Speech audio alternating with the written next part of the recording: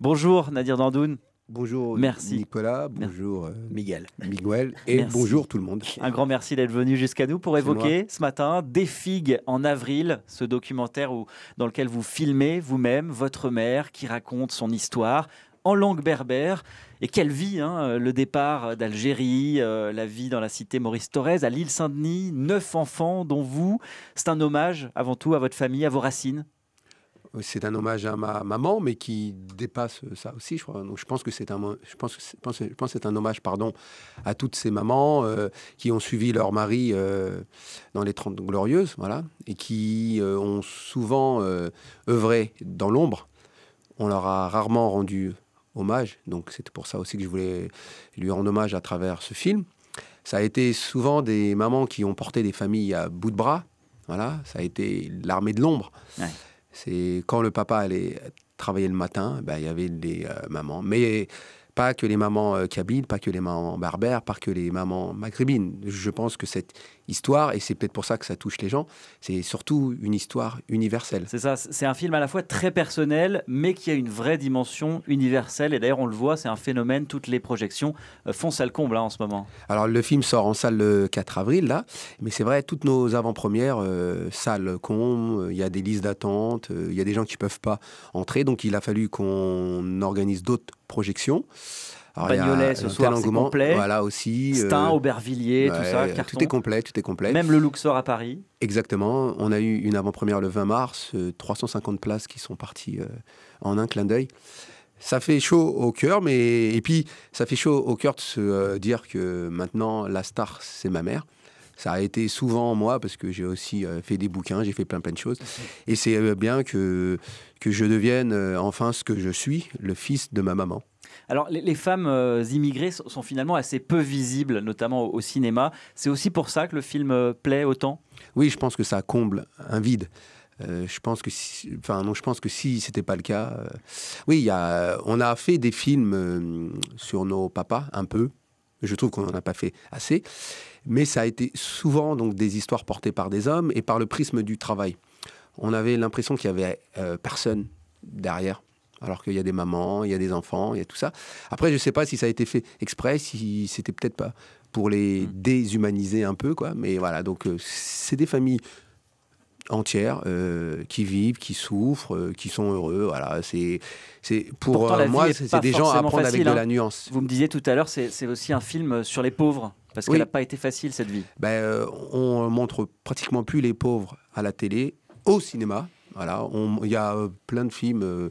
pour ne citer que François Ozon, qui filme que les riches. Et là, c'est un film sur les pauvres, sur une femme qui vient d'un milieu modeste, mais qui ne se plaint pas de son sort, qui est aussi heureuse, parce qu'elle a eu 9 enfants, et c'est ça qui la porte.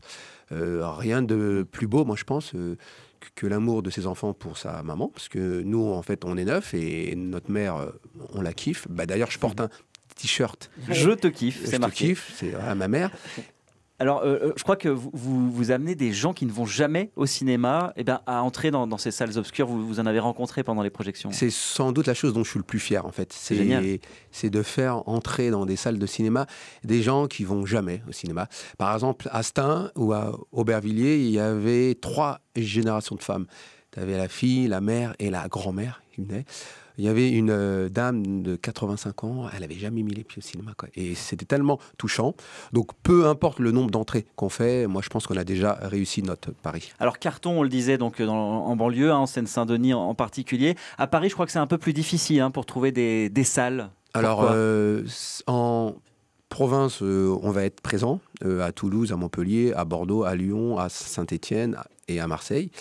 À Paris, il y a une sorte de mépris un peu, de classe, peut-être, je sais pas. J'ai pas du tout envie d'être parano. Mais oui, les salles à Paris, on a vachement de mal. Voilà, donc, alors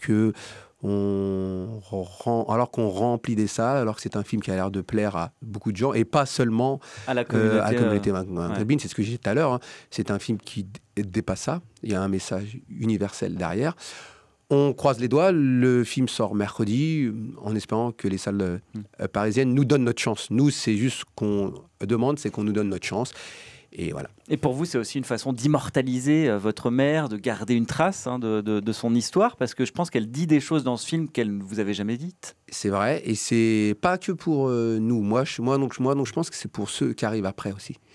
C'est un témoignage, historique quasiment. C'est ça, exactement. Et moi, donc, je pense que ceux qui arrivent après, c'est aussi bien qu'ils savent d'où ils viennent et aussi surtout ce qui aussi se rendent compte de la force de leurs grands-parents, parce que ça sera leurs grands-parents. Et que c'est vrai que ça, pour moi, ma mère et toutes les autres mamans et tous les autres papas aussi, ça a quand même été des gens braves, des gens courageux, qui ont pris le pari de l'exil. C'est quand même un truc qui n'est pas simple. Hein. On quitte son pays pour faire en sorte que ses enfants aient une vie meilleure.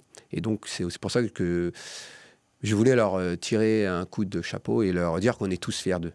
Eh ben, merci beaucoup Nadir Dandoun. Merci de m'avoir invité. En avril, ça sort donc mercredi, le 4 avril en salle. Et puis il y a une page Facebook avec tous les rendez-vous, toutes les projections. La page Facebook s'appelle Des Figues en avril. Donc si vous voulez avoir toutes les dates et tous les lieux, vous êtes les bienvenus en tout cas. Merci encore Nadir Dandoun d'avoir été ce matin sur France Bleu Paris. Interview à retrouver en vidéo, hein, Miguel. Bien sûr, sur francebleu.fr. Merci Nadir c'est moi qui vous remercie. Fait une jolie déclaration d'amour. C'est cela, hein. L'amour toujours d'ailleurs. C'est l'amour qui avait fait gravir l'Everest à Nadir. Et là, c'est l'amour de sa maman, Ces Figues en avril. Un film émouvant, vraiment. Allez le voir, ce documentaire. Tous les gens qui l'ont vu sont ressortis bouleversés. Merci, c'était un plaisir de vous avoir avec nous ce matin.